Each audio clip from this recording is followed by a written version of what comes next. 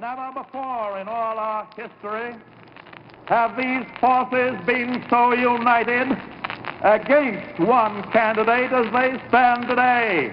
They are unanimous in their hate for me, and I welcome their hatred. The needs of working families in the middle class, not just the billionaire class. We know what's going on. We are paying attention.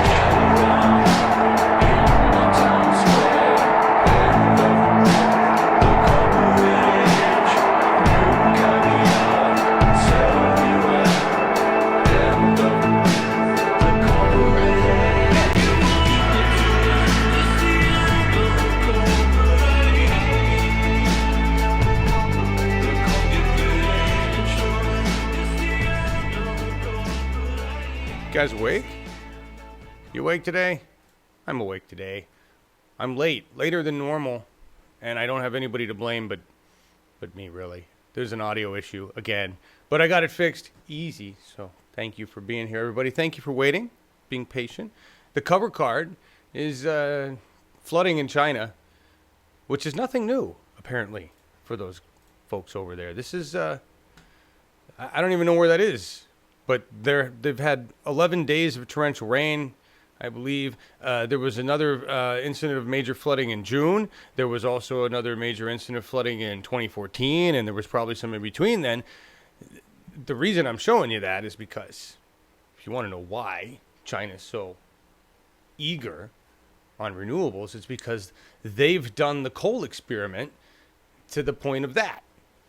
Torrential rain and flooding and smog and health problems. That's what happens when you continue to use coal. We stopped, switched to other dangerous, stupid substances. They really relied on coal for a lot longer than we have, and that's what happens. So they're flooding. Millions, the damage in the millions, people, hundreds of thousands of people. There's 1.6 million people displaced in that one. That's ridiculous, right? That's insane. Anyway. Little climate change. We've got a lot of people with us today. We have our Germans. We got Deniz sitting here. Hey, Deniz, how you doing? Good morning, everyone. Good morning, brothers and sisters, America. I hope you're have a good start in the day. And yeah, I'm fine. Let's start the show. I'm totally chilled. I have my cigarette in my left hand, so everything is fine. Very nice, very nice. And we have Katie with us today. How you doing, Katie? Hi, I'm doing fine. Thank you for being here. Yes, you're welcome. Katie is going to tell us all about Brexit today and what the hell is going on over there with British Bernie. And we have a couple clips to run, some interesting clips that she's going to set up for us. We're going to find out if Jeremy Corbyn, British Bernie, is going to become PM. And I don't know enough about the British system and how that's all working out to know what's understanding. I just see one person pretty much on the way out. So we'll see. We'll listen to Katie tell us about that. We also have, of course, our number one German, Markus, with us. Good morning, Markus. How are you? Good morning, John. Good morning, Katie. Good morning, Deniz. And good morning, America. I hope you guys are doing well, and yeah, we will see what this show brings, and I'm looking forward to hearing news from Katie, not only from the UK, but maybe from France as well, because there are new developments around Emmanuel Macron, and yeah, I'm looking forward to hear what she has to say about it. I'm excited about that. Just so everybody, this historical note, there's our panel today, okay? We have a multicultural. We've got a female on the panel. We're just moving up. Just really, really working it. Been a lot of complaints. I didn't have enough diversity. There it is. And now, when Milo barks, I can just leave the three of them up there. I can get out of here, basically. Yeah, you can. That's it. You can. You can walk the dog, John. I can. I could go walk. All right, here's the show. The panel of three. See you later. Anyway, very excited to have them all here. They're volunteers. I just want to make that clear. I mean, you guys know this. This isn't for everybody that's live with me right now. It's for everybody that comes by, watches later, people that are new to the program, new to Bernie 2016 TV, maybe Uphill Media. This is all volunteer stuff. I mean, I'm the only one making fat stacks over there on the Patreon account. All right. I mean, Really. You guys put some money there, support us, and then you do donations here on the YouTube channel. I really appreciate that. And that money goes for me to ship stuff to Scott, and then he sends it back, and then I ship it again. But that's basically your money goes for that and the internet and other tech gear that I need here. Other than that, everybody is volunteer. You guys in the audience are volunteers. We're not paying you anything to be here. Might be a good idea. Bring more people. Nobody in the Slack channel, Bernie 2016 TV Slack. Those are if you don't know again, you guys here, you know this, but most of you, the way this works, this network functions because it's volunteers. It's people that dedicate an awful lot of time, ridiculous amounts of time, obsessive amounts of time in some cases, to gather news, help put together programs. Create graphics and work with us to be a small independent media network. And that's amazing. That's amazing because this has been going on for 2 years. And normally by now, a group like this would have completely fallen apart and vanished or been picked up into some kind of 501(c)(3) whatever or something to survive. And this hasn't. This has been solely volunteer driven, again, with me, the sole actual taking of money from you guys to kind of keep basic overhead running. And that's amazing. We're going to talk about that's a testament to a community project. It's really what it is, like a global community project for the betterment of all. There's another one that's been going on for 3,000 years. We're going to talk about that at the end of the show if we get there on time and I remember. It's in the description. All of the information we talk about on this program, the links are in the description, as well as links to many other things, like important peoples that we connect with and streaming partners and donation places and other things. So use those links, get them, share them. That's the greatest thing you could ever do to help us here on this network is to share the content. Not necessarily our video, but the other content that we borrow to help report the news. Because if you think this takes a lot of work, the work that we are looking at is tremendous, and that takes a lot of people getting paid a lot of money to make that stuff. So anyway, just wanted to say that. Thank you all for being here. Lyle and Bev and Wesley and Chemo and Kendra and Joyce Sanders. How you doing? John Warren, real newscaster. How are you? You don't understand Slack, Google, Hangout either. I'm sorry, Will. We could help you with that. Janine, good morning. Bev, Poodle Susan, Jeffrey Pearson. How are you doing? Real Jingy. Oh, there's so many people here. I know I'm going to miss a lot of names, but that's okay. We've got a lot to talk about, and I will get your name later. Thank you all for being here today. Damn. We got through all that shit. That was actually on the list yesterday. I forgot to do all that stuff. John? Yes. Janine in the chat suggested to you, man, kick back and smoke something. If you plan for the future to do something like 3 people on the panel and you just do the Windows stuff and so on. Yeah. Okay, let's move on. Sorry. I had to say it because it was so funny. Sorry. I appreciate that. But I do that. You're right. And we do the show, The Pseudo Intellectuals, which I really don't show up on cam. I just kind of crack jokes in the background while those 3 guys talk serious stuff. We have We the People, which, okay, I'm the host, but I would really love somebody else who's much better at hosting to come in and take over hosting We the People. It does take a tremendous amount of effort to do that and put on a proper interview. So it would need to be somebody with experience or somebody that's willing to be trained, right? My goal I don't want to be on camera. I do this because it keeps, there's a little ego that likes being on camera and I like to talk and hear myself, but besides that, my purpose here was to create programming. I would rather be executive producer and brag about that title than be host. You see what I'm saying? I mean, if we're going to be narcissistic, let's take it where it needs to be. I would much rather be producing for other people. So you're absolutely right. And if anybody wants to come in and do a show we just had Sandy Shellis and Bev and Kat volunteered to create a climate show. And they're working right now on their first episode. And that's cool. And I'm working with the Democrats of Oregon. They want to create a weekly series. They're working on their rundown. Right? So, in other words, Janine, there will be many times in the future where I will be kicking back, smoking one, and just changing shots. All right? That was the goal. That's my Agreed. fave thing to do. Absolutely. And not have to do this with the mic. There used to be a little clip that just kept it on this shirt. I don't have to clip it. Anyway, moving on. Thank you for that note. Look at all the comments I missed so much. You guys are having a good conversation. I'm so glad. Lots of stuff going on. I got to talk about the current events coming up, right? Tonight, Paula Swearingen. She's going after Joe Manchin's job, right? Actually, she's going after doing a better job than Joe Manchin. Joe Manchin just votes Republican and claims to be a conservative Democrat. I can't even imagine what that is today when most corporate Democrats are far to the right. And he's a conservative Democrat, which basically means he's a Republican. So she's running against a Democrat who's actually Republican, and there's a couple other Republicans running against him. There's some other Democrats running. It's going to be an interesting race. So we're talking to Paula tonight. That's going to be exciting.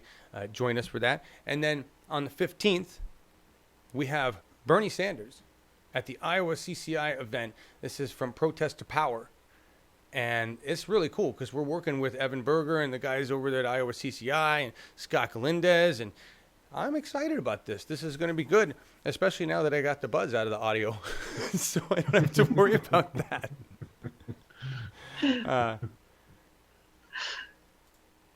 The real Jingy overheard on Uphill Media today. There's a part of me that wants to be on camera and say what I want. If you hadn't figured that out by now, it's only been 2 years. Man, and I'm sorry this thing's bouncing up on you guys.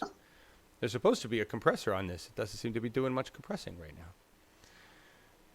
Anyway, the top story before we get to Brexit is, and yes, I know Don Jr. is Don Jr., and that kind of looks even more Watergate than it was before, right? We'll see if it actually matters. We'll see if anything actually happens of it. Remember, Congress is controlled by the Republicans who don't give a shit. That's just a big clown show for them. They don't really care. Right? They don't care what happens. So I don't know. Maybe Mueller and the judges and the judiciary group, whatever. Maybe they'll. I don't count. Don't count on it. Just don't count on it. The bigger news is the FCC. Yesterday, I said there's really nothing much we can do about it. I talked about Title II and the repeal of Title II and how Congress are the people that actually have to, vote no or say no, the FCC can't do this. I'm still unclear on how that actually works. If the FCC makes a decision and Congress, then what? Does Congress have the right to say no, you can't do that? Does the FCC have to suggest and then Congress writes legislation? That's the part that I don't quite understand. And so I'm hopefully we can get more information on that. My main goal was to tell you there's actually something you can do. I was wrong. Right? You can do the same thing we've been doing, which is protest, just in a little more convenient way. I want to show you what I'm talking about here. This is a site, and thank you, Lyle, for sending this and a whole bunch of other information. This is the Battle for the Future of the Net. This is battleforthenet.com. Links are in the description. Okay. Go here and do this. The first thing you can do is fill out the form and send a letter to Congress. But the next thing you can do, and the link is in the description if you just want to go directly here, record a video so the FCC can't ignore us. This is great. If you don't have the capability of recording your own video and then doing this, hit record video. It'll connect to ManyCam, assuming you got a webcam, and it'll do the whole thing for you. You can record a video. They provide information on a script, what to say. That's the other thing. I did the call thing this morning.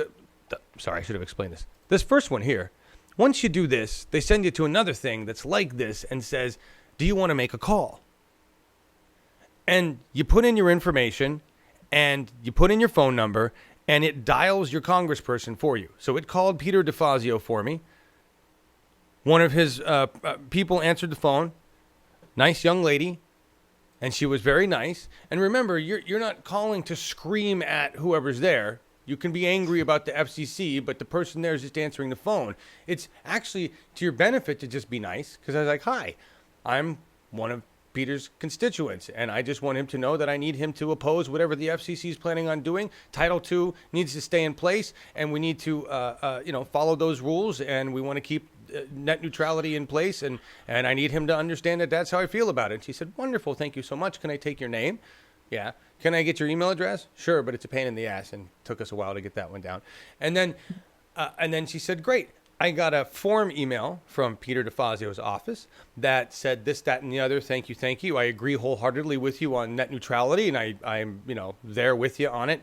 Pete's, Bernie's side of things, really, so I'm lucky here in Oregon. We got to worry about a couple people, but not Pete. Anyway, and there was a link to another place, a pertinent place to go.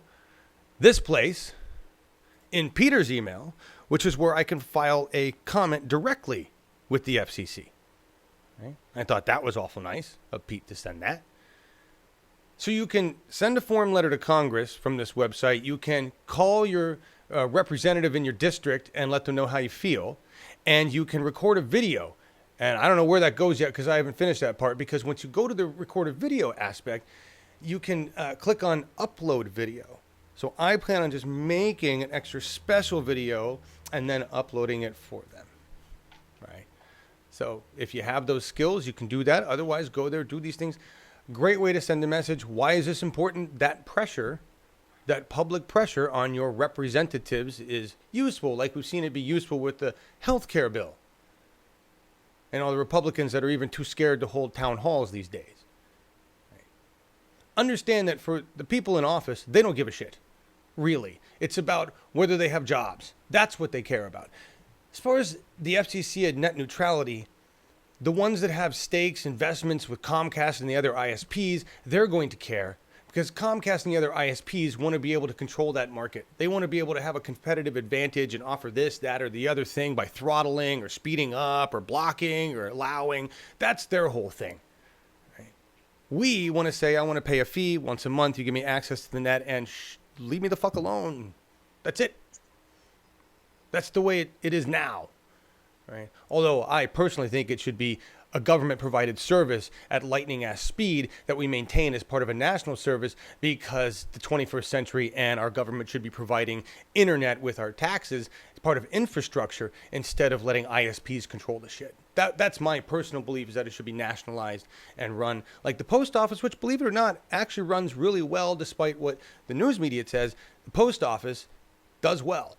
All right, so we're just gonna leave it there. So that was a long call on that. FCC, they want to give more money, more options, more control, more profit to ISPs because that's what they're there for, right? So there's your options. We can actually do something about this. There's a big thing going on today. There's a place to go when you go. There's other places you can get an icon. I put it on the Bernie 2016 TV Twitter. It's a little icon for net neutrality. Make a stand. Do it. That's all we've got right now because we don't have control of Congress. Right? No. Anyway. 65. Hi, all. 66. 5 of you. Nice to have you here. Good morning. Hey, John Warren. We already pay a premium for our broadband. Now they want to charge more. Well, exactly. Yeah, we already do. You pay $135 a month for internet. I shouldn't have to pay more, right? Says Janine. All the Republicans have is fear. Take away rights, purge. Yes, that's where the Republican Party has gone. Is basically dictatorship, fear, and fear and dominance. Right. All right. So that's it. FCC. Good morning, Justin Bryce. How are you, sir? Good morning. Hi, Melissa H. Patricia Hernandez. Good morning. Good morning. Thank you to. By the way, a lot of people. Before we move on to Brexit, we're almost there. A lot of people are sending me stuff in email. I generally don't respond because I get a ton of email. Thank you for sending it. Some of it I look at, some of it I can't. If you're sending music, I would really prefer that you join our Slack and join the Music Box channel. Markus is the keeper of the Music Box. I know that sounds like a weird, I don't know, movie. But anyway. It sounds fantastic. I am the keeper of the Music Box. No. It is, guys, if you have good ideas for our music box, please go to Slack and post me your suggestions. I will check them if they are doable on YouTube. And yeah, it would be great to see your choices as well, and we would add it to our big music box. There you go. There you go. And I see there is Melissa. Melissa, can you send me a link and I will drop it into my Facebook? Thank you. There you go. There you go. All right. Thank you, guys. Let me see. Is it the next one? Are we ready? All right. Hang on. I got a democracy. There's a Democracy Now! There's a lot of links we're not going to play or run because we're not going to have the time. But there's a Democracy Now! Piece on net neutrality and talking about all the companies that are engaged in this. What you really need to know is go on the nets and make your presence known. Find these links that I have in the description. Contact your representatives. Let them know that you don't want this changing. That's what we have. We have our voice on the net for the moment. All right. Moving on to Brexit with Katie, who's going to tell us what the hell's going on there. So Katie, how are you? Well, I'm fine, and I'll do my best from France. Thank you. Okay. Well, first of all, just there was a reason for that, but just regarding that DUP deal, lots of people, including John Major, have said it would jeopardize peace. Ooh. And one of the things that's a problem is the money that they're going to get, because the Stormont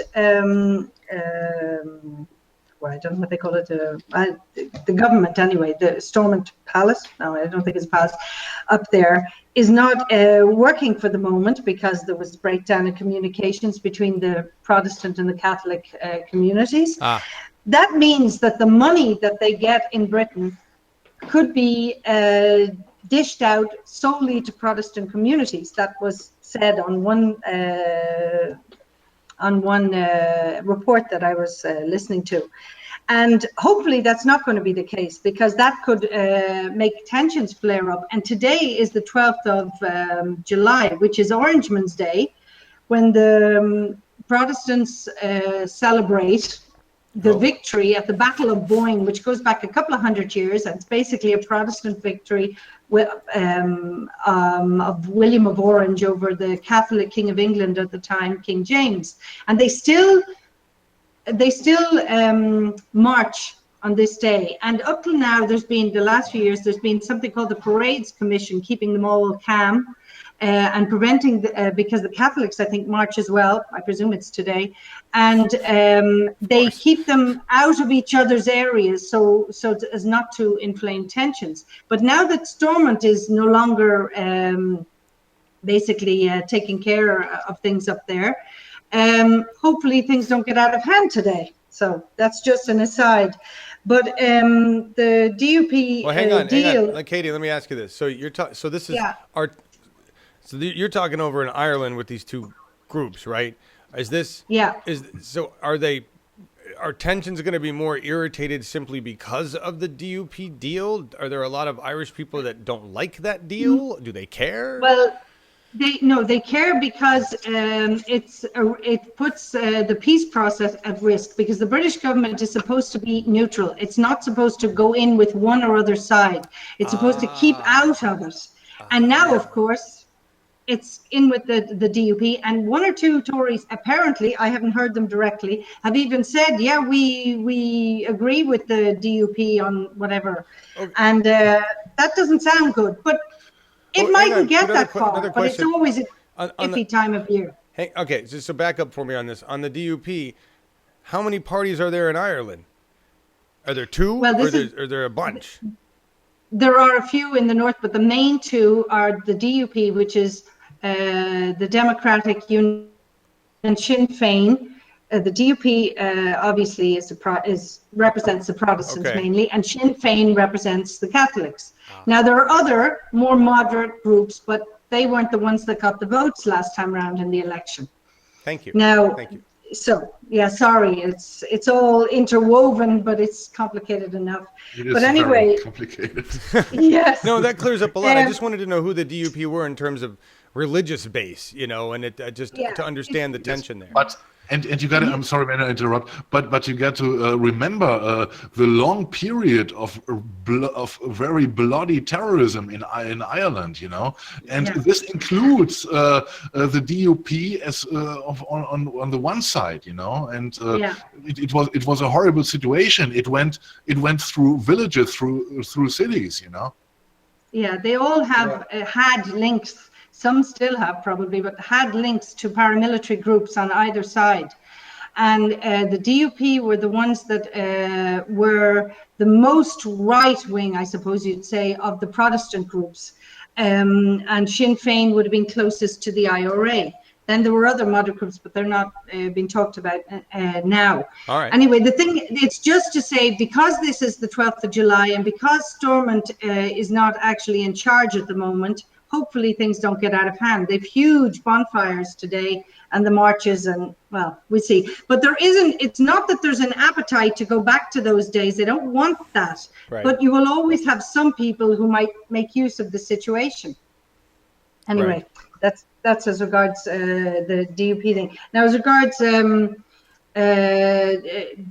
deal in England, one former cabinet minister says it's great with all this pressure on Theresa May to rush back from Berlin and from others from the DUP to rush back from Northern Ireland to vote in case things don't get through.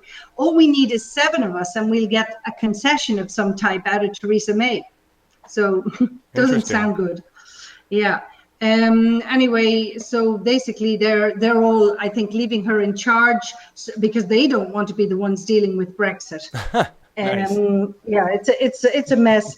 The other thing is, and that comes up a lot, during the campaign, she had said, oh, money, there's no magic money tree, but she found the money for the DUP. And now there's loads of questions as to how did we get this money? Where's the money coming from? Where's the money going? Which is kind of healthy. So. Well, yeah, and wasn't that, didn't they just have a vote on public service or nurses over there and decide she didn't have their money, right?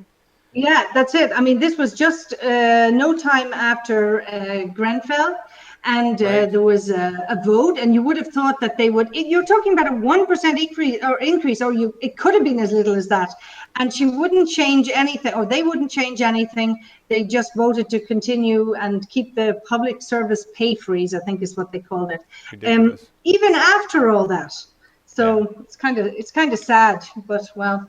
It is. And as regards Grenfell, I'll come back to Brexit, although there's not a lot to add. As regards Grenfell, they've since done a test on the cladding, I think in 181 buildings, and all of them failed. Yeah, and the people are pretty upset about the whole thing because they're supposed to stay where they are, but they have people, wardens, keeping an eye on the building day and night, so that if there's a problem, obviously they'll see it. But, well, I wouldn't like to be sleeping in those buildings. The people that were in Grenfell itself, are mainly put up in hotels for now.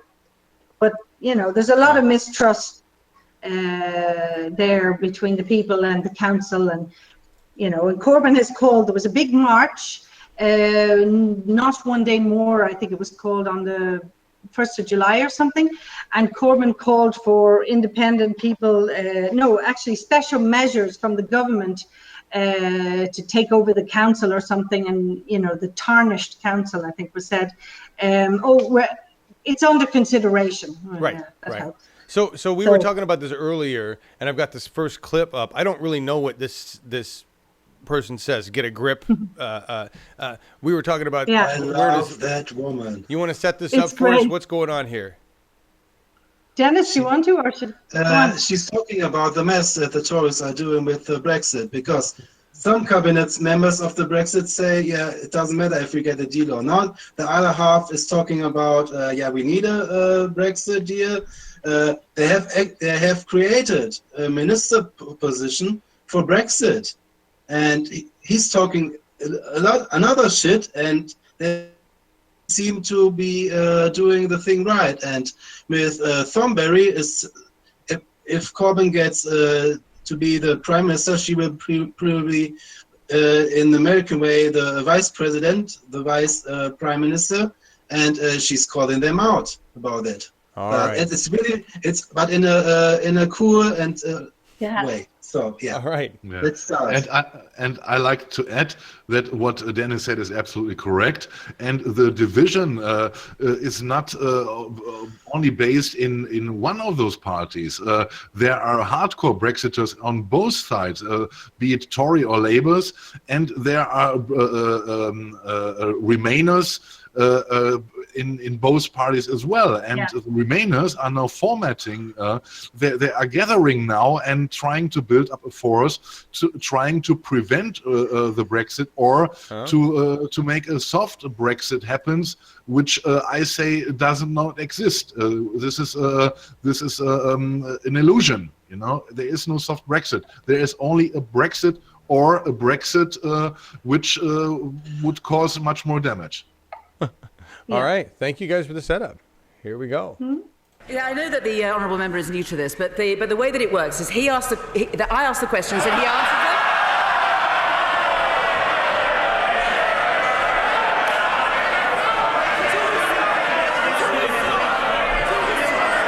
And we're quite happy to swap places with them. And frankly, if he doesn't want to continue under these rules, I'm sure there's plenty of other people on the front bench there who'd love the opportunity to audition as Prime Minister. But I do appreciate all the First Secretary's answers, but they do just serve to illustrate what a mess the government has got itself into by threatening to walk away even before talks began. Isn't the truth now that we've got a no-deal option on the table, but they won't tell us what that means? They've got contingency plans, but they won't let the public see them. We've got a Chancellor demanding transitional arrangements, which a no-deal option makes impossible. We've got a Foreign Secretary making it up as he's going along. We've got a Brexit Secretary so used to overruling his colleagues that he started overruling himself. And we've got a Prime Minister who's so bereft of ideas that she started putting suggestion boxes around Parliament. But as a country, we have got 20 months to go until Brexit. We absolutely have got to get a grip. And if the party opposite hasn't got the strength for the task, then we've absolutely got to get rid of them. Who is she? Who is that person? She's number 2 in the Labour Party after Corbyn. Can we hire her? If Corbyn has some to do in the other things to do, she overtakes for him. I want every debate and so on. Yeah. I just want to say this. Before we even, first of all, you got the message there. Get a grip. That makes sense. All right. I wish she could come over and deliver that message to our Congress. We don't have anybody besides Bernie Sanders who can actually speak that way in our government or does speak that way. But the other thing I want you guys to listen to, go back and listen to that again, then go watch some C-SPAN, right? And compare the difference. These people know how to speak. Our Congress doesn't. These people are allowed. When you listen to the group, when you listen to C-SPAN, there's dead fucking silence. Half the time, most of the people aren't even in the room, and it's Bernie Sanders or somebody else giving a speech to nobody. That's our government's allowed to function that way because they wrote the rules in to let themselves be lazy bastards. We're not going to be here. I'm off golfing or raising donation money over here. But one of you is going to sit in chambers and say something, and great, that's nice. We'll record it for the message, and I'll vote on it later. That's how our parliament works. They're lazy because they spend 2/3 of their time raising money for themselves instead of doing this, having a discourse. And what I love about this is the rest of them in the group are allowed to make noise. That doesn't happen in our Congress. Anybody makes noise in our Congress and they're, well, like with Jeff Sessions, they're thrown in jail for laughing, right? But you've heard, they don't even let, Paul Ryan just decided women can't wear sleeveless dresses in our 17th century Congress. That's frightening. They don't even have a discourse. What I loved about this, the biggest thing I loved about this, was that woman was mad and she was explaining things and she was, whatever, but it was civil. Even with the exchanges, the jokes, the sarcasm, the obvious British humor, okay? I mean, it was there. It was like John Oliver in the room, all right?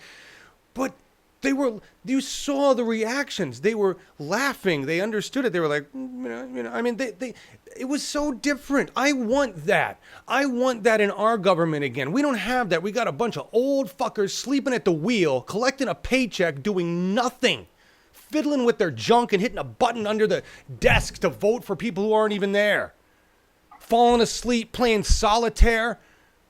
The pictures are everywhere. We pay these assholes 6 figures to do hard work. I want to see them like this. And I'm not saying the British Parliament is the best ever. I'm just saying they actually have a discussion like adults and they call each other out when they know they need to. Yeah. Our group does nothing. Nothing. I absolutely agree, but this problem doesn't only concern the US. This problem concerns Germany too. This problem concerns the EU. Sure. Just last week, Juncker he flipped out in the parliament because he had prepared a speech, and the complete parliament was empty, but only 30 people were there in this huge European parliament. And I was only missing some tumbleweeds going from the one side to the other. And he was going nuts about it. He said it's a disgrace. And he was absolutely right with it. I don't like Juncker, but he was absolutely right in this. And when I see our Bundestag, it is in many, many discussions, it is exactly the same. I don't know what these guys are doing. They're making appointments during the time where they have to talk about issues. And if you see how some of our legislative are voted for in the parliament, those guys get a day or 3 days before some papers in their hands. Yeah. Which are thick of half a meter or something like this, and they're expected to be ready 3 days later to give a vote for it. This is fucking crazy, and this is Germany also. To clarify this. Yeah, absolutely, I absolutely agree with Markus. I don't know. I'm having a hard time. Look, at least your democracy's functioning. I get it. You guys have higher standards. Not higher standards, but like you say, we have to demand it from representatives. We pay them a lot of money. They get around 10 to 15,000 euros a month. So that's pretty good. For our taxpayer money. So I pay you to do your job, and I don't pay you that you're not in the parliament at debates and so on. Because hey, if you pay so much money, do your fucking job.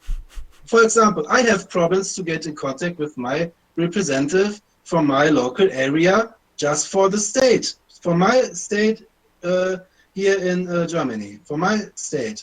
When I call them, I have the same situation as you guys in America. I only get the people in the office, and I get every time the same answers. It's not different than America. Yeah, we have. I beg to differ, but okay. I wouldn't expect you in the size of Germany today to be able to get your representative on the phone directly. Listen, I just want to say this. I get it. You guys have issues, but you guys actually have a system that works for you to address those issues and grievances and deal with them. Still, it works. Still, okay. Agreed. But what you described, the situation is very known here as well. And you are absolutely right. Our democracy still works better than we cannot talk about the democracy in the USA anymore. But whatever is going on over there, Yeah, I appreciate what it doesn't make me laugh. It just makes me smile when I hear Deniz go off about the quality of his representation. And I'm like, and look at that, because that passion is there amongst all the citizens because they understand that it's their job to police their reps. That's their job. They hired these people to represent them. They're doing a shitty job. Deniz, if he's not getting the responses he wants, and he wants to be the citizen that if he wants to do more, could do more. There's different ways. He could get very active in a party. He could go down to the guy's office. You know, there's other ways to be involved. And in Germany at this point, it's still okay to do those things and not get arrested or shot or other things. You know, But, You know, sorry, Markus, go on. John, you know, in the beginning, you know, I was ranting very much about Germany, and more and more, the more I learned about what's going on in the U.S., I said, okay, compared to this, we are complaining on a very high level, and I see that you guys must say these German guys are crazy complaining. No, yeah, jealous. but Jealous. anyway, but in our situation where we are not confronted with orange idiots or guns in the street or an opioid, what's going on there, we don't have it here, and of course this gives us enough space to see the things critical which are to see critical here, you know. Yes. I know, and I appreciate that perspective. And Joyce Sander, you know, you're talking about staffs, and they have large staffs. Orrin Hatch, understand this. That pressure on the staff works to pressure them as well. Right? If you've got a whole staff that's at unease because they've been fielding calls from pissed off constituents, that pressure is going to hit Orrin Hatch. All right. Doesn't mean he'll do anything about it, because Orrin Hatch is a psychotic, just somebody run against him. Who's running to get rid of Orrin Hatch? Laura Livengood, do we know? We got anybody booked who's getting rid of Orrin Hatch? There's a walking fossil that needs to go. Anyway, thank you guys. We're going to get back to Brexit here, because this is the big question that I asked Katie. Yeah. All right, we covered other things, and then we're going to watch Chunky Mark. Okay. And I hope it's okay to watch Chunky Mark. Actually, I didn't really check that. Of course, you can watch. No. I can. It's whether I can stream it. Yeah. No, Dennis. You know, I'm talking about copyright. Anyway, you can stream it. Thank you. I wanted to talk about yesterday before I forget, because I forget every day because I'm so used to it happening. Yesterday, Warner Brothers, or whoever owns the actual stock footage of Woodstock, decided that we weren't allowed to. They blocked it worldwide. The song itself is okay. I just picked the Woodstock version, which Warner Brothers or somebody owns. I think it was Warner Brothers. That's what happened. So I had to chop it off. I do have all of these saved, and someday, if I have the means and a place to put them, I'll put them back up as the whole things. But I just wanted to say that. So the question I asked Katie before we came on earlier was, is Jeremy Corbyn going to be PM soon? And I said, yes or no, you can't diddle around. And she said, I think so. So you're going to explain why? Well, I think it's like a pressure cooker, and everything's building up. Can you see me? Because I can't see. Yeah, I can see you. Okay, fine. That's fine. It's like a pressure cooker, and he's still campaigning all over the country. And that, I think what's really nice is it's kind of like when you watch Bernie campaign or talking up on the stage. You look around the audience and you see happy, cheering, smiling, trusting faces that you don't see with any other politician. Right. And everywhere he goes, and every speech, anything that he gives, and he's going around all those areas, I forget what they call them, constituencies, where he thinks that they have a chance of actually picking up another seat. Everywhere it ends with the Corbyn chant. It's great. Oh, that's fantastic. Yeah. So he's kind of doing the same kind of tour. They raise their arms like this, and they're going, "Oh, Jeremy Corbyn," you know. So you really see a wave of it crossing your screen when you're watching it. Oh, nice. And the clip you will play will show us why the people are loving him, because he's a normal person. Well, I gotta say, this Chunky Mark, I watched half of it, and I gotta say, it reminded me so much of the video clips that we saw in Bernie's primaries. People in their cars talking about their passion for Bernie Sanders, why he's such a badass, why they want him to win. right? Yeah. And the difference here, I mean, this guy's hilarious. He's pretty funny about the way he dresses. And you are right. Sorry, Markus. What? Who wants to talk? You are absolutely right, John. And Chunky Mark was one of those guys during Bernie's primaries who was sitting there with his son on the next to him, and they were heavily supporting Bernie Sanders. Oh, nice.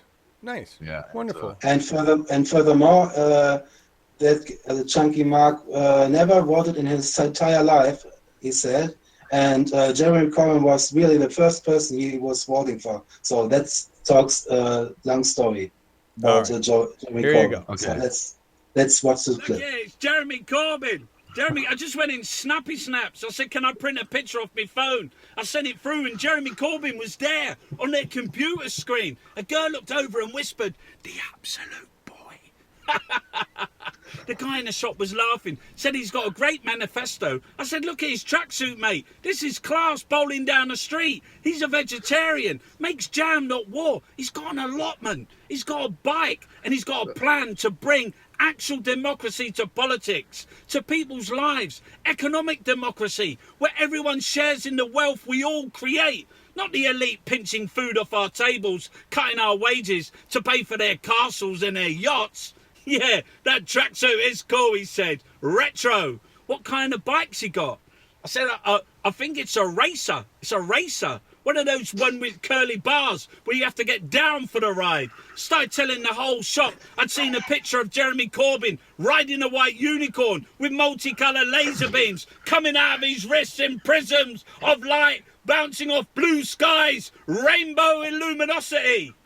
People were laughing because that's what it is. You know, Jeremy Corbyn is the absolute boy because he brings hope, because he's a shining light on the effects of Tory cuts and austerity. As a despicable Tory MP recommends waspy women who had their pensions stolen by Theresa May's batshit pilferers and handed to banks and corporations in tax breaks for billionaires. He recommended 60-year-old women get apprenticeships. Jeremy Corbyn believes in you, whether you're young and old, black or white, gay or straight. He believes in a people's parliament, not one where elite wretches divvy up the spoils and watch others suffer. People are engaging in politics because of the incandescent chink of light, the super fucking nova of possibilities and potential that the future holds. Social democracy and economic democracy, where everyone has a chance to enjoy the ride on Jeremy Corbyn's gleaming beam of light. You know, Jeremy Corbyn will stand up for you. We just got to come together and stand up together against the Tories. That's it. I love that guy. He's absolutely fantastic, yeah. Totally passionate. Yeah, absolutely. And I hope, although I've got not much illusions about it, I contacted him 1.5 weeks ago and still got no answer. And I know Jimmy Dore is after him to get him on the show. And I think in the UK, some more TV stations would like to have him. I don't know if he's refusing anyway to go into public, that he only chooses to be in his taxi and ranting for 2 minutes and 20 seconds with his sunglasses on. Maybe that's enough for him. That would be fine for me. Although I would like to meet him. And great guy. Thank you. Well, thank you for reaching out. Thank you. Deniz, you have a comment? Yeah. No, I totally agree with everything Markus was saying. Wonderful. Yeah. So let's move on. Thank you. Sorry. Deniz functioning like line producer today, letting us know when it's time to move on. Appreciate that. Yes, Thank you, Deniz. But I've got to disappoint Deniz and ask Katie a question. If it comes to new elections, what would be voted for those who want to remain in the EU? Because neither the Tories nor Labour Party nor Corbyn offers to return from this. He's very unclear in this position. Well, the thing is, I think part of that is because he knows that there's a split within the Labour Party. There are quite a few, and you mentioned it earlier, MPs and peers and others who have signed up for staying in the single market and staying in something else, I can't remember. And they said basically it costs way too much to get out, and we have to consider that. And you'll have hundreds of thousands of workers losing their jobs in agriculture and everything else. We can't do that to them. We're supposed to represent them. And I think if it comes down to it, you have a majority in the party saying, yes, we've all things considered, it costs too much, then he will say, fair enough, we stay. But that's what I think. Even though he currently says Brexit, we're going ahead with it, but he's also apparently insisting that we go ahead with it with the same benefits as we have now. But that's, as you said, almost impossible. So I think maybe that when people know enough, they're going to come back around and think, okay, fair enough. On the other hand, you would have the maybe to some extent a certain freedom from the neoliberalism in Europe, and you might be able to actually implement changes better. Then again, you would have the Americans on the other side trying to get in there with deals, etc. And I don't know. This is a very, very risky game, if you ask me. Yeah. Because you got to see, Trump and America knows that UK are desperate now, and they would take any deal they offer. They are in such a weak situation, such a weak position now, and but I see the danger within what's happening in the moment, that the backbenchers are gathering from both sides, from Tories and Labour. The Labour part, which is gathering with Tory, this movement might hurt Corbyn as long as he doesn't make a clear statement where he stands in the Brexit talks. Well, I think at worst he'd put it to some sort of he'd put it to the public, to a referendum, to whatever, and ask people again to state clearly what they wanted now. Given, I basically think he'd lay out the facts and say, okay, what do you want me to do? So you expect some kind of another referendum then, in the case he would be elected? I think so, unless something big changed. And I don't see them. I don't see a possibility for a soft Brexit. I don't. Yeah, there's no one. You know, right. So it's very strange. You know, there's all these possibilities and yet not. So I don't know, but I certainly don't see Theresa May sorting it out, nor any of the Tories, and they're just biding their time and hoping that she'll manage it or not, and that they can take over from her. But I don't think they've any ideas about what to do. Yeah. Yeah. Listen, there is one thing I wanted to, sorry, Deniz, I think was it. One thing I just wanted to add, and that is that the Tory Minister for Agriculture and whatnot has basically said in an interview that he expects that after Brexit, they will totally relax all rules on genetically modified food. Interesting. Just a detail. Well, that's not good. All right. That's an awesome summary of what's going on with Brexit. Thank you guys very much. I'm expecting good news about British Bernie and his win over there. And Chunky Mark, if you hear this, you're already talking to Jimmy Dore, or maybe you're not. I don't know.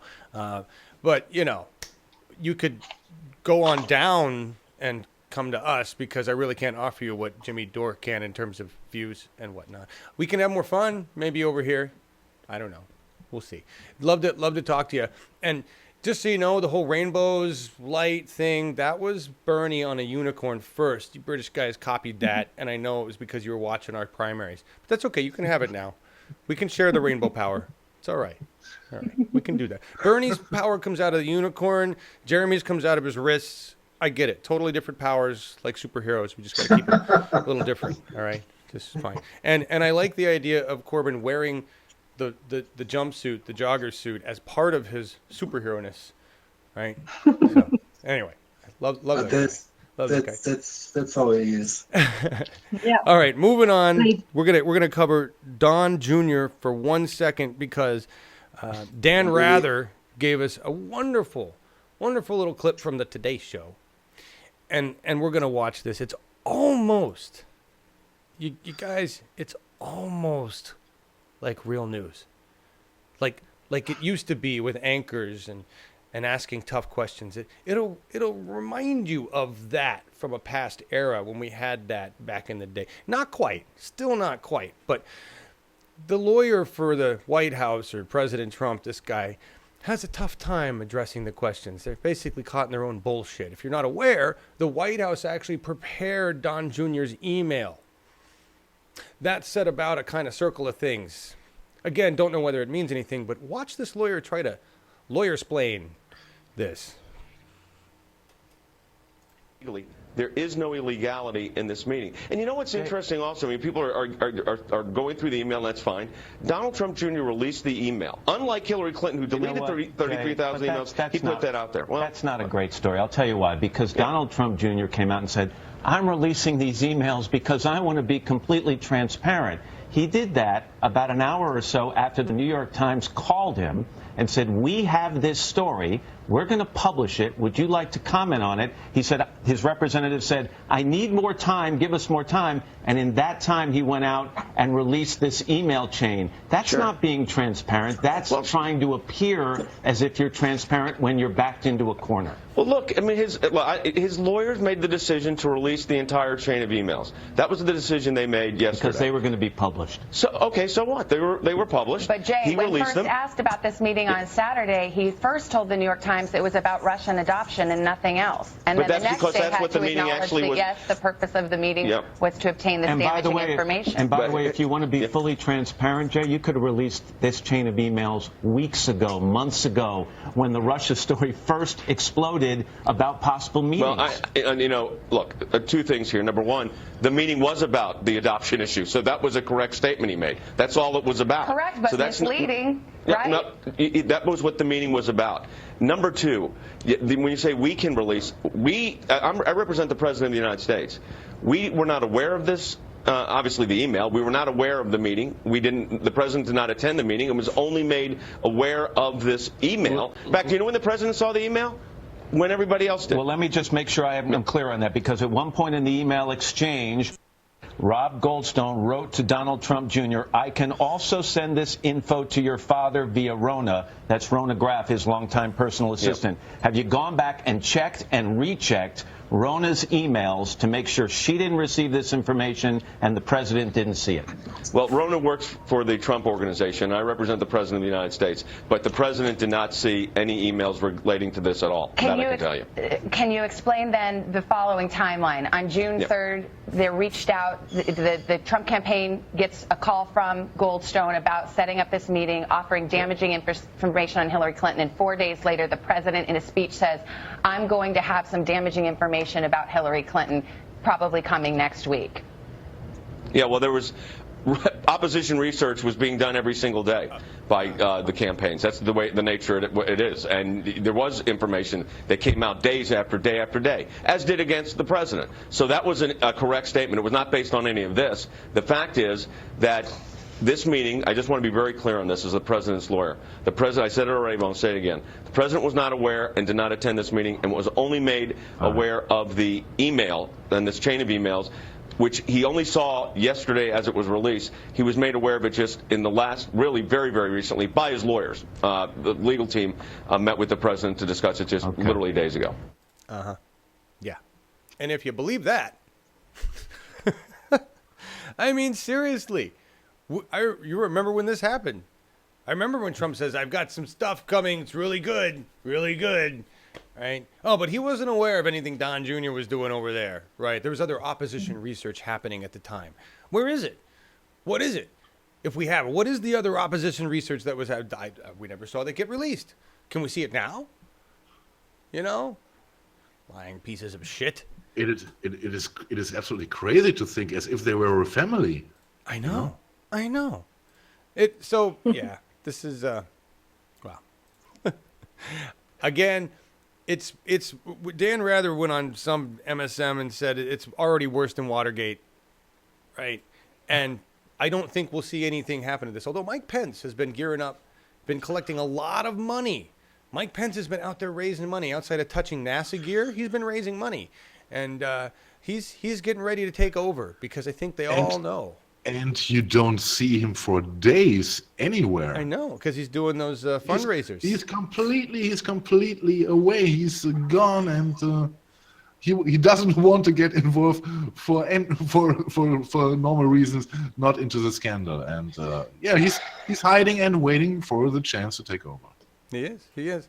I see you, Julie Love, saying Trump, why not climate? You realize I started the show with climate, right? The picture today is about climate. So don't you be giving me any shit about not talking about climate and the total destruction of the earth. Yesterday, I went off on a rant about scientists being too weak on it. Come on. Yep. I'm starting an environment show, Julie. Why don't you... I can understand, Julie, because I think it is not our show, because it is an artillery coming on news in the American media. You cannot hide from them, you know. Everyone is talking about this. You know? Yeah. I know. It's yeah. Yes, Katie? John, just a point about France and Hulot, the environmentalist who came out and told you about 2040, no more petrol, etc. Mm-hmm. The thing is, the plan he brought out, there was no real dates, etc., for when half of these things were going to get implemented. And his language when it comes to big companies or these big trade deals has softened considerably. So there's a lot of things that are dubious about that, just to mention in passing. All right. Well, I mean, there's been a lot of people made a lot of countries, cities, states, counties, entities that have made some big promises about what they're going to do with climate. And now we'll come down to seeing if those actually occur, which is why when somebody says, "Oh, we don't need to be worried," I'm like, you're naive. Do you see what's happening? Do you see the corporate interest not caring if it destroys half of humanity? It's still got the other half. They really don't give a shit. They don't. Yeah. That's, you know. 2040 is way too late anyway. It is. But it sounds encouraging. It's way too late, but it sounds encouraging. I get what you're saying. You know. Sandy, I did a rant yesterday. Nice. See, Sandy gets a lot of views. 500 views on YouTube and 2,000 views on Facebook. That's fantastic. Hey, Davey Z, how are you doing? Yes, you are working on a website. I appreciate that. Maybe we can do some broadcasts direct to the website, and then we can show anything we want, you guys. I could record the whole thing, or we could broadcast to the website. We could stay in chat on YouTube, right? And then I could just upload the thing minus the video at the end to YouTube. We could do that if you want. That would be nice. It would be hard to get. I mean, that's the one reason we're on YouTube, is because if I can only get, you know, who we got now for the show and max out at 400 viewers a day, imagine how much less that will be when we go to a website. But anyway, you're right. Yes, you're right. You know, makes sense for us. Yeah. All right. So we're gonna move on from all that stuff. We will talk a little bit more about climate later, because I do have some other things loaded in on that. But right now I want to talk about Paul. I want you guys to watch this clip. That's what I want you to do. This is Paula Jean Swearengin talking to Joe Manchin. This must have been, I don't know when this was. It just says Paula gives Senator Joe Manchin an education on water pollution in West Virginia. Was at the last year at the town hall. Was that? All right. Yeah, I don't know what exactly. We're just going to watch. This is really good, and it's got subtitles that you're going to be able to see on this, because she hands him his ass. I don't know what his response was, but this is good. I agree with you. There's not a stream in the southern part of the state has not been impacted by coal.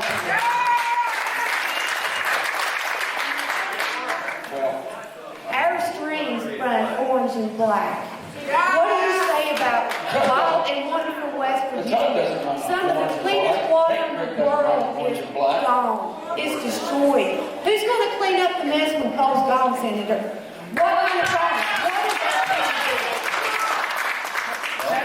Basically, you have AML, unless we're using AML funds for it. And fracking is not acceptable either. We're tired of this.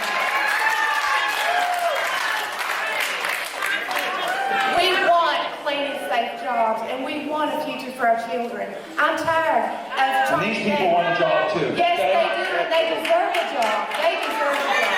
We all deserve jobs. You tell me... We're going to agree to disagree. Let me ask you, Senator. Wait, one second.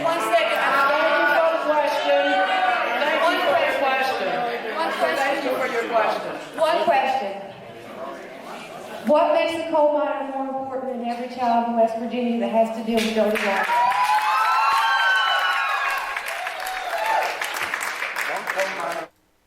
There you go. Good That question. that was the town hall when the famous sentence came from Mr. Manchin. If you don't like what I'm doing, vote me out. This was the day. Nice. Yeah, I remember that. I remember that. I covered that story, and it was like, okay. And there you go. Did you see the intensity in her eyes? Yeah, she would like to kill him. I mean, tell you, Senator, she's got laser Yeah. eyes. She will be able to do some serious work in government with her laser eyes. I really hope we elect her. We're going to have her on tonight. We're going to talk to her about that. We'll ask her about laser eyes. I hope I will be awake and watch the whole thing. I hope so too. But, get your sleep if you need to, Dennis. You bring the ratings, and we need you to get your beauty sleep, my friend. All right? Oh, gosh. All right. Did I already? I think we already got to the fun stuff. Like, I'm already to the science and fun stuff. I want to make sure. No, because there's a couple states. So how did that get there? Hang on. I knew I had other stuff. This isn't the fun stuff. I knew I had other stuff. Totally my bad. Here we go. Where are we at? We got 15 minutes. Can we cover it all? We're going to go really fast, cover a few things. First, Texas found out what happens when you defund Planned Parenthood. Teen abortion surged in Texas after Republicans defunded Planned Parenthood. That's what happens. Texas, why don't you leave those services in place, you stupid, hypocritical Christian. I don't even know what you are. Who's running in Texas? I know we've got one, Beto O'Rourke. We're trying to book him and get him in for We the People. Who else? So we booked, hang on a second. We booked somebody who is running against Lamar Smith, my favorite moron in Texas. Oh my gosh, Lamar, somebody needs to send that man a snowball. Who is it? Hang on a second. Let me look at the list. Let me show you this. This is where we're at here for shows. If you guys were ever going to show off a show here, like share one, it'd be We the People, right? No F-bombs, looks good and professional. It's not this, right? Share that one, okay? All right, but who we got here? I don't know who it is. Who's actually? Is it a guy called Beto? Beto O'Rourke or something? I don't know. Well, no, that's not. No, I swear, Laura Livengood sent me a message this morning. Hang on, everybody. Let me find Laura's message here because I swear. Either that or we're trying to get him. Hang on. All right, I don't know. I'll ask her, but I thought that's where we're getting the guy. I don't know. We'll find out. But whoever's running against Lamar Smith, wonderful. Love that person, really do. And so we booked a lot of these people. Back to my point. Texas, please, Texas. I don't understand. You're gonna drown. You're gonna burn. You need to put some people with brains in your government. You're like a giant experiment that Colorado Springs already tried, right? And it's not going to go well for you. I really fear for Texas. Okay, moving on. California. Jerry Brown is like Joe Manchin in many ways, okay? Jerry Brown is not a progressive Democrat. Jerry Brown in many ways is not even a Democrat. He's happy with fracking. He makes money from the oil industry. He definitely promotes renewables, but he's going to keep a limit on that growth. He's going to keep a limit on how far to the left California wants to go, literally making the statement, don't go too far left. Does Jerry realize that the Democratic Party is actually Republican light? We don't have a left in the Democratic Party. That's what the Progressive Party is, Jerry. And your bullshit about continuing to frack on the San Andreas Fault, which is the most moronic thing I think I've ever heard of in my life. Right? It's almost like you're asking for it to happen. Like Hollywood's just dying to have the entirety of the LA basin collapse under its own stupidity and greed. That's you, Jerry. I don't get that. You've got so much money in California, so much GDP. You could renewable energy, the whole place, rebuild the infrastructure, and you could get just a few of your Hollywood friends to pay for the whole fucking thing. But you've made a statement, Jerry, that, well, it's just going to take time. And fracking is that in between, which is bullshit. Absolute bullshit. So we got to get rid of Jerry. I know there are other people running against him. I'm hoping we can maybe, talk to some of those. But just know that Jerry is not a Democrat. He is not a progressive. And he may have done some okay things for California, but he is definitely not interested in passing single payer. So no matter how far we could get, if we get rid of Speaker Rendon and we get rid of Pelosi and we get rid of Feinstein and we manage to pass single payer there, Brown will veto it. Think about that. Brown will veto it. We'll do all that work to get it through. And this guy will veto it. Right? Yeah. So wrong. And Yellow Biafra was already in 1984 a big fan of him. When I say a big fan, I'm not serious, of course, because he dedicated his song "California über alles" to this governor. Yeah. You guys, Chemo, Moonbeam needs to go. Laura Livengood calls him Moonbeam because she remembers that his 70s days, because he was governor before. And Markus, as you're talking about, the 70s, 80s. So California, look, you guys are in a toxic. Southern California, anyway. Not only are you on fire in many places, all over the place. San Diego got a fire going on right now. Lots of fire going on right now. Italy, fire going on right now because they were in a heat wave. Lots of fire everywhere. Anyway, moving quick. I need you guys to do me a favor here. Everybody that watches the program. Go grab this link that's with reader-supported news. Scott Galindez wrote a nice article about Bernie coming back to Iowa on 7/15. That's that broadcast that we're putting on. This, as a link, if you see in the reader-supported news article, that link is to our event.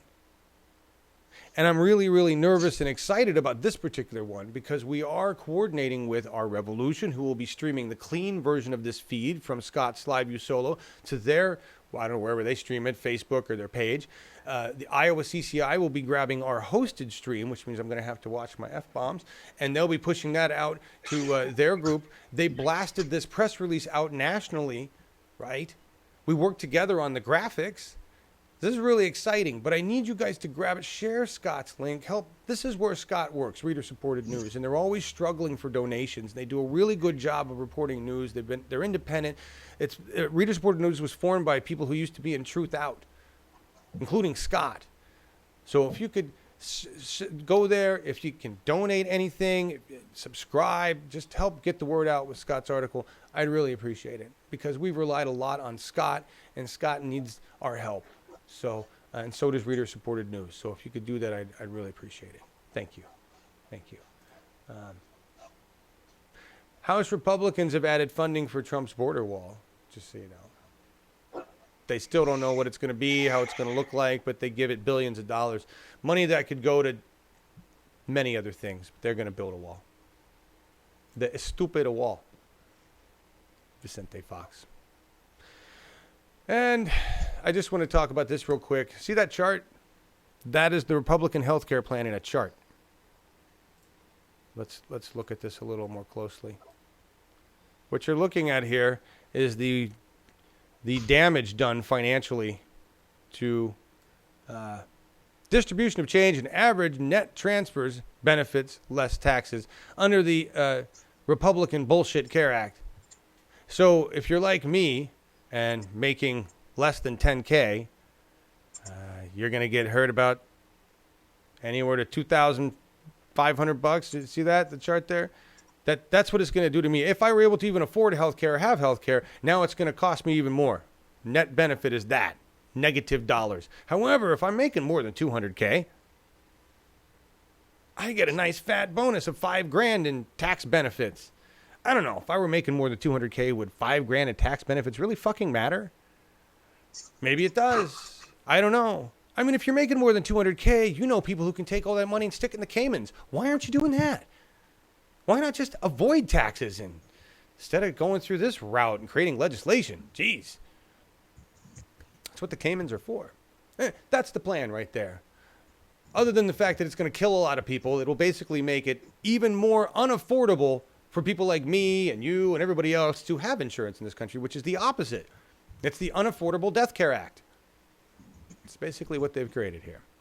So everybody should go to your doctors and ask him for a sickness you can't afford and nothing else. Right. That's very nice. Very nice. I'd like a sickness I can afford. Can I please have a common cold? Do you have any on sale? Can I buy 3 for the whole family? Yeah. Oh, if they could just do that, you know? Billions for a stupid war, but no money for healthcare, education, and so on. Yes. Yeah. Yes. Joe Scarborough's leaving the Republican Party, but I don't know that anybody cares. He's going to become an independent, and the only reason I show this is because it might help move other sheeple that watch Joe to the independent aisle. I don't know what that means, that Joe's willing to vote for establishment Dems as opposed to establishment GOP. Probably. But, you know. True and upright Trump supporters won't be impressed, but maybe. But I don't. I share your views that he's not so important for the revolution for us, and he's soon done. I hope. Yeah. Yes. Okay, on to more climate, because complaining about not enough climate, and I told you I had other climate. So the Larsen C. Iceberg. Maps will be redrawn. Massive Exxon new iceberg. I like that hashtag thrown in there from the headline. Breaks from Antarctica. Now, the first thing everybody needs to know. Well, actually, take a look at this really nice map that I found on Twitter's. So, there's what's going on. You see that? The part that's in red is what broke off. And that's the Larsen C ice shelf. Great Britain to scale over there. It's not really that close, just so everybody wonders. They're really not that close. That would be cold for you guys. Although maps may need to be redrawn, but not that drastically. Let's put it that way. Before everybody freaks out, I just want to make it clear. That ice was already in the water. It was already displacing water, which means it's not going to create an instant rise in sea level, unfortunately. Because that would be fantastic in terms of us mobilizing for climate change, wouldn't it? If we knew that it broke off and was displacing about 3 meters of water instantly, and that was headed towards the coastlines where all the rich people live. And I mean, and a lot of poor people, don't get me wrong, a whole bunch of people would die in that instance. And that could happen still. But that's not what happened here. This is already in the water. So it's not going to displace anything more. What it will do is not hold back as much water as it was before. There's water up the glacier there that this ice shelf was keeping there, slowing down the path of. That's what it's. You break that off, and now all the water up the glacier has an easier path to get into the ocean. So it will affect sea levels, just not as awesomely and dramatically and instantly as we were hoping for. Those of us who are waiting for the entire planet to mobilize on climate. Right. Oh, we lost Katie. Hear that, or Katie's bugging out. Bye, Katie. Oh. Don't know. She's just dropped. Hopefully she'll come back in. Oh, there she is. We got Katie back. I'm back. Wonderful. All right. So we're talking about ice shelf. And Deniz, I was going to say, John, I live on coast and I'm not rich. No, listen, I know. I mean, you know, I would end up with coastal property if that were to happen, more than likely. Hey, John, someone must get a bonus. You really are sounding like an evil character in some movie, like the evil professor who's planning to overtake the world. Well, in a really sarcastic way. He only would need a white cat on his lap. Yeah. Yes, I've got a cat, but it's not a white one. I could do that. I could go to you. I'm evil in the certain. A huge white one next door. You have a white one? Yes. Okay. Well, so we could make me look like an evil doctor, whatever. The poodle Susan, what is in that ice? Who knows? That's another good point. All the biological releases, which will happen. Methane releases, not from that particular chunk, but will happen. I mean, it's going to cause massive, it already has caused massive environmental change, all right, when something like that happens. We've seen, there was another story I covered a couple weeks ago where because a glacier melted, it redirected a river. I mean, that's if we can't even fathom what that has done to that environment, to redirect a river to an ancient path that it hasn't been on for tens of thousands of years. That's tens of hundreds, who knows how much history and years is packed into that ice that's now floating away the size of Delaware, right? I mean, on the other hand, a lot of animals have been looking for a place to go. There's a big iceberg they can hang on because we've been ruining the rest of them, right? Eco Sutra says current stop. I mean, it's going to affect all of those things. It affects all of that stuff. We don't know. We don't understand the amount of damage it will do. But back to the point, China, that's, you know, they're so committed. That's why I showed the cover of the flooding there.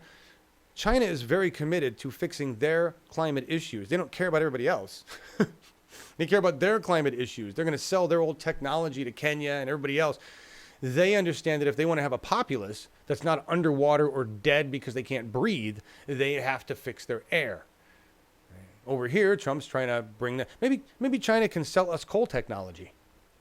China's been working on coal technology to find a better way to mine it and turn it into some other thing and carbon capture this and all that stuff. And there have been advances made in that. Maybe he can work a deal with China. A clean coal treaty with China. I think that's beautiful. There you go. Wow. And we can get those. Well, we'd have to send our people to China to work coal. I don't know how because we don't really have any over here. Sarcasm level 1000. Yes. We have 3 minutes. You guys are having a great conversation. Yes, Sandy, inside the ice there's a lot of bacteria and bubonic plague and flu virus. There's all sorts of stuff. We don't know how much that would actually affect us directly. A lot of that stuff we already built up immunities to. Some of it could be super viruses and plagues that we've never seen that wiped out the entire civilization, and guess what? It might do it again. That's the exciting thing about climate change, is we just don't know. We've gone far beyond the point of scientists really being able to extrapolate any kind of a path forward. They've basically said controls are off, we're heading full speed down a hill, we're out of fucking control, and we really can't tell you what's going to happen next. And that doesn't help with anything. That leaves people going, Siege, no big deal. I'm with Lamar Smith and snowballs. Right. So anyway, that's why I'm kind of more for the big catastrophe happening, something that really hits America hard, because it's America that needs to wake up. Right? I'm all for that big catastrophe happening in D.C. primarily. Right? Yeah. Wouldn't that be great for everybody? And it would be cool if people were in session and Bernie was on vacation. That's all. Let's just clarify that right there. Bernie's safe. Isn't John Warren in D.C.? I don't know. Oh. Somebody said they were in D.C. Sorry. I don't. And if you live there, really, I just mean inside the Beltway. So get out of the Beltway. I'm trying to define this. If we could harness climate to focus on certain things, wouldn't that be nice? We had climate kind of harnessed, actually. It was under control for tens of thousands of years, and we fucked that up. We did. Mm-hmm. All right, so we're almost out of here. Thank you all so much for being here. Remember, tonight we've got We the People with Paula Jean Swearingen. That's going to be exciting. I've got that clip, got some other clips to play. We're going to talk to her. I'm really excited about that. Weather prediction is a wild guess these days with climate change. It's the weather ratings have been phenomenal. You're absolutely right. I watch the Weather Channel all the time. They're excited about what's going on. I've got like 4 neato science clips that I've been wanting to run forever that I haven't run. We got extra thumb and they're taking booze and making it fuel for trucks, which is, I think, a great thing to do with hard alcohol. And what else? I'm going to run this one because this is a story I covered years ago, before Bernie 2016 TV, when I had a show called The Paradigm Shift. with a partner named Alex.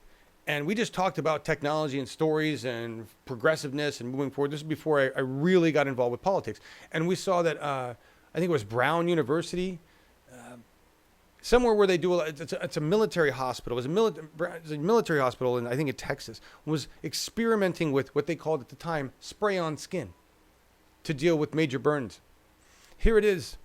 Hasn't been approved yet, but here it is having worked on this man's burns. They now call it a spray gun, military, go figure. But it works. Well, let's hope it actually plays something here. And does that. Or not. Flash player upgrade units. Yeah, I'm not sure what they mean by that. There you go. Here we go.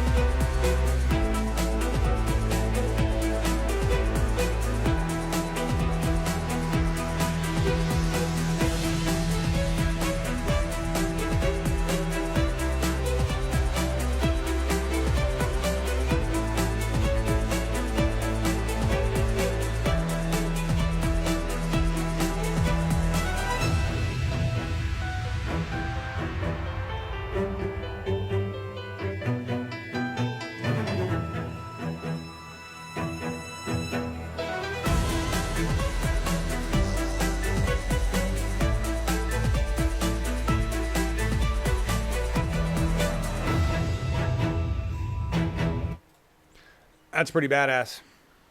Wow. That's like early Never tech. heard of that. What? What, Dennis? Never heard of that. Yeah. Never heard of that. Yeah, the military works on it, so they can repair their soldiers fast enough.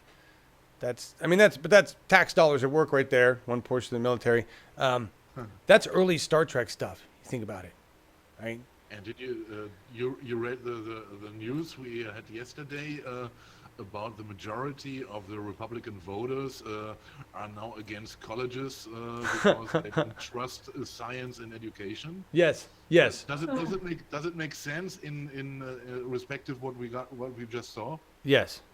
Yes. Well, I mean, they don't understand that. I mean, does it make sense coming out of the GOP? Yes, because that's what they elected. But I mean, in relation to what we just saw, no.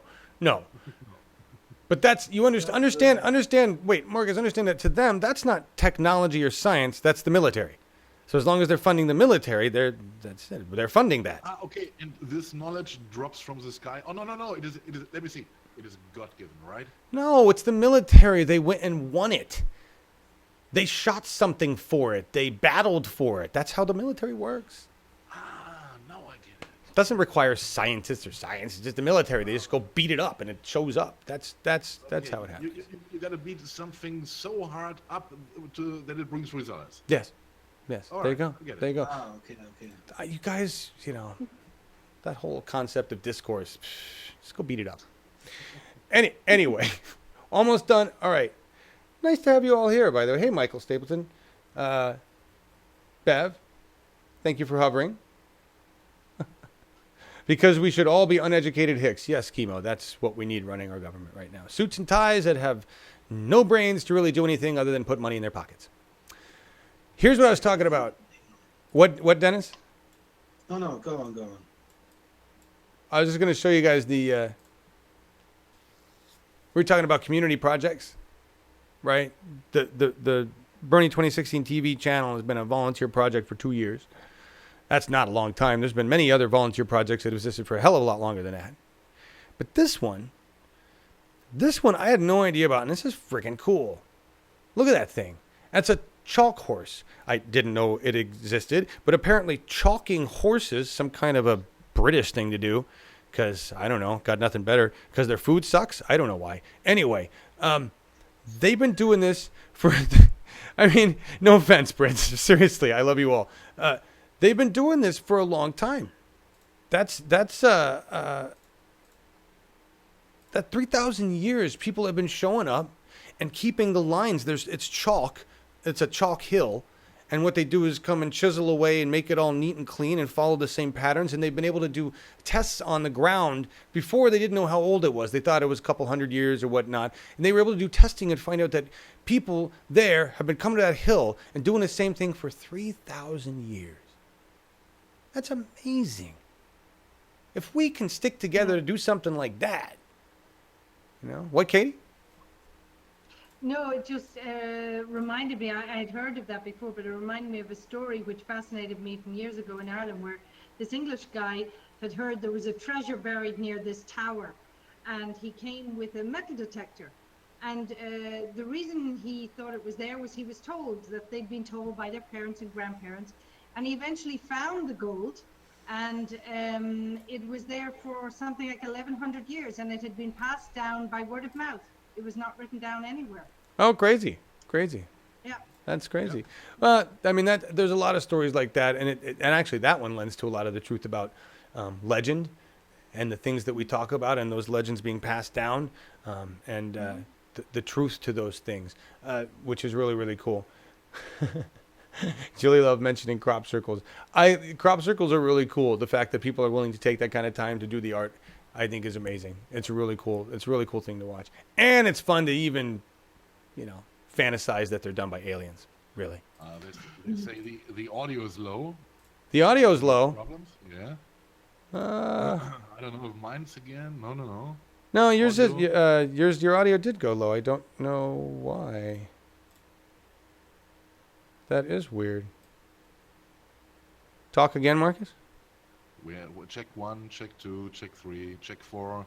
Yeah, I don't know what the deal was there. Okay, we are nearly done with the show, and the same problem we had in the beginning of the show before we started. Yeah, somehow it's an audio that drops. I don't know why it's dropping there. I can see it right here, and I don't know what is dropping. I told you a couple of days ago, I had to rearrange everything to deal with the audio issue that we had, and so it did make some changes here, and that is what I'm adjusting right now. Yeah, the others are low. Yeah, I know that's their channel, Chad. Yeah. All right. Anyway, we're gonna get out of here. I've got a lot of. Today's a really busy day for some reason. A lot of meetings and stuff going on with other people. Exciting stuff that I can't tell you about until later because I don't really know where they're all going to resolve. And tonight we've got We the People. Please join us for that. And on the 15th for the Bernie rally. And we've got We the People's lined up every Wednesday through the end of August. And they're all candidates that we need to support or at least listen to and find out if they're the right candidate for us to support, right? Because there's more than one candidate running for different things here, and we're going to try to interview them all. So thank you for being here. Chemo, the NSA is dicking with you? Oh, yeah. Yeah. Yes, on that. It could be lowering the volume. Anyway, Marcus picked the end song today. It's David Bowie, Life on Mars. You want to give us a reason that it fits today, Marcus? I think David Bowie song fits every time because I like him. I like especially the old stuff he did. And for today, I picked Life on Mars because it has a very, very interesting background story. It all started in 1968, and it was in France. And there were a composers who wrote a song. And David Bowie later took this song and translated it to English, but he never used it. This song again was later bought by Paul Anka, and he changed little bits of the song, and then it got famous, and it was sung by Frank Sinatra, and it was My Way. Claude François. Yeah, it is. It was from Claude François. Yes. Claude François. Comme d'habitude. Comme d'habitude. Yes, yeah. And David Bowie didn't like the My Way version. He was pissed about it, and so he decided to do a kind of parody of this song. And this is Life on Mars. And I chose a song, a live song. We should get away with this by the YouTube politics, because there are some live videos listed which are okay for them. I hope this would go through as well. And I hope you guys enjoy it. And Life on Mars, David Bowie. Thank you so much, Markus. Yeah. Thank you all for being here. And I would like to say goodbye in Turkish today for the first time. Do it. İyi geceler. Biz hepsinin yarın görüşürüz. In English, goodbye to everyone. We will see you guys tomorrow. Bye. No, on Friday. Right. Oh yeah, no Friday, show tomorrow. Yeah, Friday. Katie, do you want to say goodbye? Slán live galéir. It's in Irish. Nice. Iwa, whatever, that means good night, but it doesn't really work for you. Markus in Deutsch.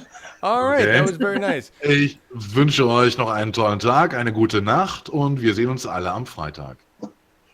Thank you, everybody. We had goodbye from 3 different languages, and now you're going to get the U.S. one, which is get out of here. Very good.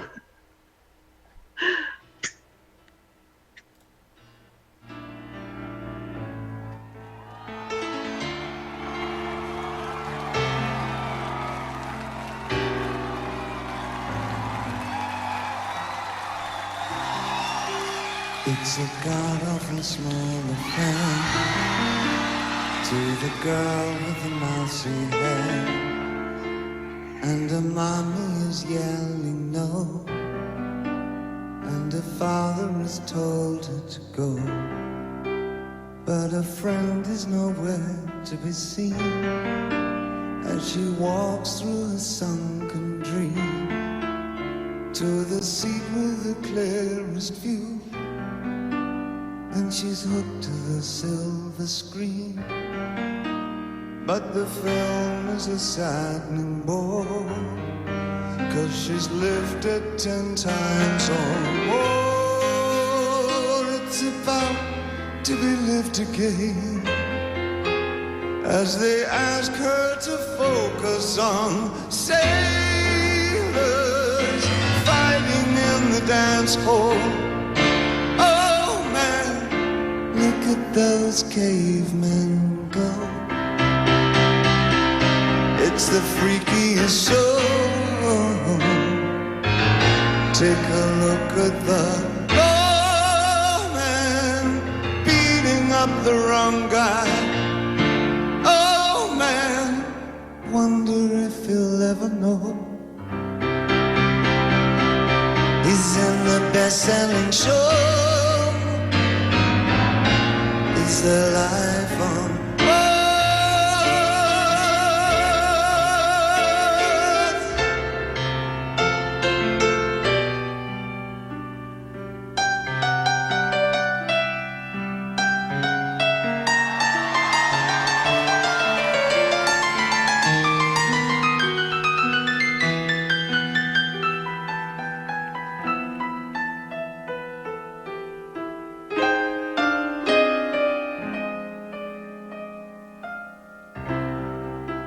It's on America's tortured ground.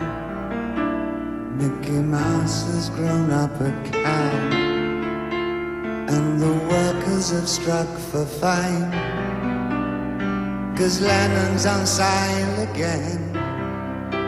See the mice in their million hordes, from Ibiza to the Norfolk Broads. Rule Britannia is out of bounds, to my mother, my dog and clowns. But the film is a saddening bore, 'cause I wrote it 10 times or more. It's about to be writ again, as they ask me to focus on sailors fighting in the dance hall. Oh man, look could those cavemen go? It's the freak of your soul. Take a look at the low man beating up the wrong guy. Oh man, wonder if he'll ever know. He's in this best-selling show. Is there life on